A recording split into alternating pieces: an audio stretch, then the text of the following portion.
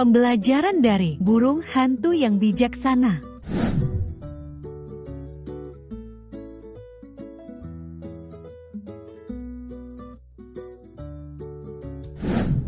Alkisah, di sebuah hutan yang tenang, hiduplah seekor burung hantu yang bijaksana bernama Oliver. Oliver senang membaca dan mempelajari hal-hal baru setiap hari. Suatu hari, sekelompok hewan yang penasaran berkumpul di sekitar Oliver dan bertanya, "Burung hantu Oliver, bagaimana kamu bisa tahu banyak hal?" Oliver menjawab sambil tersenyum, "Aku belajar dengan membaca buku dan mengamati dunia di sekitarku." Hewan-hewan itu kagum dan bertanya, "Bisakah kamu mengajari kami juga?" Oliver mengangguk senang dan berkata, "Tentu saja, belajar itu menyenangkan, dan semua orang bisa melakukannya." Setiap hari, Oliver mengajari binatang-binatang itu hal-hal baru. Dia menunjukkan kepada mereka cara berhitung, membaca, dan menjelajahi alam. Hewan-hewan itu menyukai pelajaran mereka bersama si burung hantu yang bijaksana, Oliver. Semakin banyak mereka belajar, semakin percaya diri mereka. Mereka menemukan bahwa mempelajari hal-hal baru seperti membuka pintu ajaib menuju petualangan yang mengasyikan. Oliver mengingatkan mereka, jangan pernah berhenti bertanya, selalu ada hal baru yang bisa dipelajari. Maka, pelajaran belajar burung hantu bijak mengajarkan kepada para binatang tentang kegembiraan dalam mencari pengetahuan. Mereka menyadari bahwa belajar itu seperti melebarkan sayap dan terbang ke tempat yang lebih tinggi. Dengan bantuan Oliver, mereka menjadi pembelajar yang ingin tahu, selalu ingin menjelajahi dan memahami dunia di sekitar mereka. Hutan dipenuhi dengan kegembiraan belajar, dan burung hantu bijak Oliver bangga melihat teman-temannya tumbuh lebih bijak setiap hari.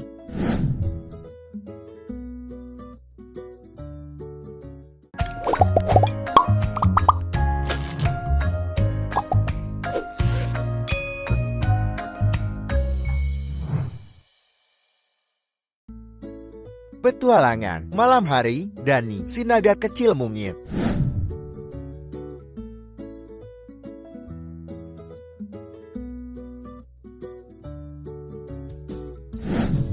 Alkisah, di sebuah hutan ajaib, ada seekor naga kecil yang mungil, bernama Dani. Dani sangat menggemaskan, dengan sayapnya yang kecil dan sisiknya yang berkilau, tetapi dia memiliki satu ketakutan besar: kegelapan. Saat matahari terbenam dan malam tiba, Dani akan merasa takut. "Aku takut gelap," katanya kepada orang tuanya. Ayah dan ibunya, yang merupakan naga yang besar dan bijaksana, tersenyum penuh kasih dan berkata, "Jangan khawatir, Dani, malam mungkin gelap, tapi tidak menakutkan. Ada bulan yang indah dan bintang-bintang berkilau yang menerangi langit." "Tapi aku tidak bisa melihat bulan dan bintang," kata Dani, masih merasa takut. Orang tuanya memeluknya dengan lembut dan berkata, "Mari kita keluar dan melihat malam bersama. Kamu akan melihat bagaimana bulan dan bintang-bintang akan muncul dan membuat semuanya bersinar." Jadi, Dani dan orang tuanya tetap berada di luar, menunggu malam tiba. Saat matahari terbenam, Dani mendongak ke atas, dan itu dia bulan yang besar, bulat, dan bersahabat, tersenyum padanya. Bintang-bintang berkelap-kelip seperti lampu-lampu peri di sekelilingnya. Mata Dani terbelalak karena takjub. "Wow, bulan dan bintang-bintangnya sangat cantik," katanya. Orang tuanya mengangguk senang dan berkata, "Ya, Dani, mereka selalu ada di sini untuk menerangi kegelapan. Kamu tidak perlu takut. Mereka seperti teman kita, menemani kita sepanjang malam." Sejak hari itu, Dani tidak lagi takut pada kegelapan. Dia senang melihat bulan dan bintang setiap malam, karena dia tahu bahwa mereka adalah teman istimewanya yang menerangi dunia saat dia tidur. Maka, naga kecil mungil, Dani, belajar bahwa bahkan di saat-saat tergelap sekalipun, selalu ada sedikit cahaya yang menuntun dan menghibur kita. Dan dengan teman-teman barunya, bulan dan bintang, Dia merasa aman dan bahagia di hutan ajaib.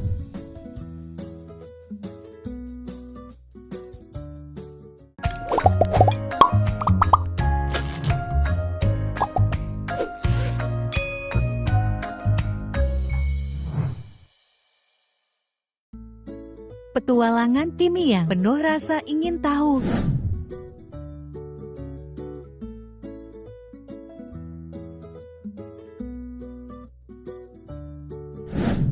Pada suatu hari, ada makhluk kecil bernama Timmy. Timmy tinggal di rumah jamur yang nyaman bersama keluarganya. Dia adalah anak kecil yang penuh rasa ingin tahu, yang suka menjelajah dan mempelajari hal-hal baru. Suatu hari, Timmy bertanya kepada orang tuanya, "Di mana saya bisa menemukan lebih banyak hal menarik untuk diketahui?" Orang tuanya tersenyum dan berkata, "Saya tahu tempatnya, ikutlah denganku, Timmy." Mereka berjalan melewati hutan ajaib itu hingga sampai di sebuah pohon tua yang besar dan berlubang. Orang tua Timmy berkata, "Lihatlah ke dalam." "Timmy, apa yang kamu lihat?" Timmy mengintip ke dalam dan matanya terbelalak kagum. Di sana, di dalam pohon itu, ada sebuah perpustakaan yang sangat besar. Perpustakaan itu penuh dengan buku-buku dan segala macam pengetahuan.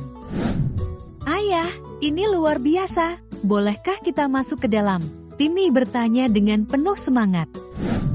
Ayah mengangguk dan berkata, "Tentu saja, Timmy. Ini adalah perpustakaan pohon, tempat ajaib di mana kamu bisa menemukan jawaban dari semua pertanyaanmu." Hati Timmy menari-nari kegirangan saat mereka memasuki perpustakaan.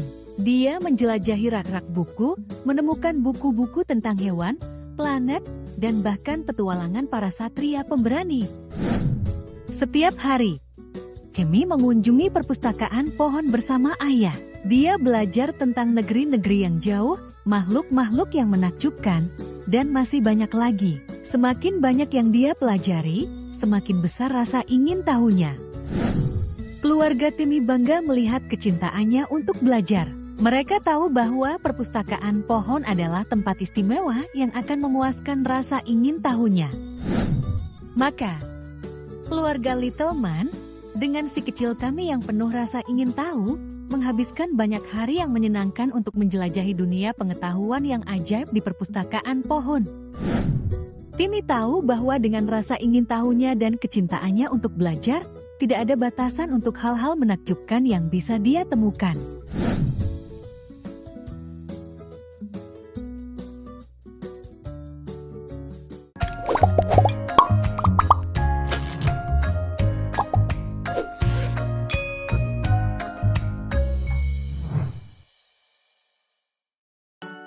Kerja sama tim para semut.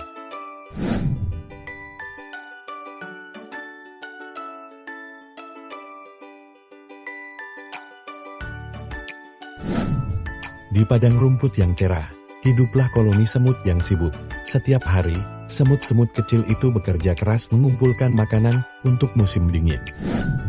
Seekor semut, bernama Andy, menemukan sepotong apel yang berair. Apel itu terlalu besar untuk dibawanya sendiri. Ia memanggil teman-teman semutnya untuk membantu. Dengan cepat, sekelompok semut bergegas menghampiri Andy bersama-sama. Mereka mengangkat potongan apel itu dan berjalan kembali ke sarang semut. Di tengah perjalanan, mereka menemukan rintangan besar sebuah retakan di tanah. Mereka tidak menyerah. Sebaliknya, mereka bekerja sebagai tim untuk membangun jembatan kecil dengan dedaunan dan ranting bersama-sama. Mereka menyeberang dengan selamat. Akhirnya, mereka sampai di sarang semut dan menyimpan potongan apel di dalamnya. Mereka tahu bahwa dengan bekerja sama, mereka dapat menyimpan cukup makanan untuk musim dingin. Seiring berjalannya waktu, koloni semut menghadapi tantangan yang lebih besar. Suatu hari, hujan lebat turun dan sarang semut mereka mulai kebanjiran. Semut-semut kecil khawatir makanan yang mereka simpan menjadi basah. Tapi mereka ingat kekuatan kerja sama tim. Mereka segera membuat terowongan kecil untuk mengalihkan air dari sarang semut. Setiap semut melakukan bagiannya masing-masing, dan tak lama kemudian, rumah mereka aman dan kering. Selama musim panas, makanan menjadi langka. Namun, semut-semut tidak menyerah, mereka bekerja sama untuk menemukan sumber makanan baru dan saling berbagi penemuan mereka. Ketika musim berganti, semut-semut itu semakin kuat dan dekat. Mereka tahu bahwa dengan saling membantu, mereka bisa mengatasi segala rintangan yang menghadang. Persatuan dan kerjasama mereka membuat mereka menjadi koloni semut yang paling bahagia dan terkuat di padang rumput. Jadi, kerjasama tim semut mengajarkan kita bahwa ketika kita bekerja sama dan saling mendukung, kita dapat menaklukkan tantangan apapun dan menciptakan komunitas yang lebih bahagia dan sejahtera.